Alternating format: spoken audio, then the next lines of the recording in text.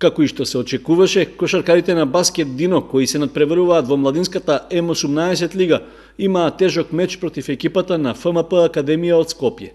Во рамки на 12-тото коло, тие играа на домашен терен и претрпеа катастрофален пораз од 53-78. Со оглед што скопската екипа е лидер на табелата и без ниту еден пораз во досегашните надпревари, нашите кошаркари и не можеа да дадат поголем отпор. Крајниот резултат е со истата кош разлика каква што беше постигната во четвртото коло, кога двете екипи играа на теренот во Скопје. Тоа значи дека и двата тима покажале константен квалитет и победникот можел да се предвиди однапред. До крајот на полусезоната во првенството на Младинската лига преостанува да се одиграат уште две кола. Сепак, средбата со ФМП Академија за екипата на Баскет Дино беше последна, затоа што гостувањето во Куманово во следното коло нема да се реализира, со оглед што екипата на Милановски се откаже од првенството. Во последното есенско коло пак, нашите кошаркари ќе бидат слободни.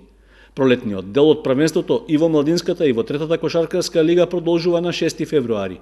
Кошаркарите на Баскет Дино во првото коло од продолжението во третата лига ќе играат на домашен терен, а ја пречекуваат екипата на Црн Дрим од Струга.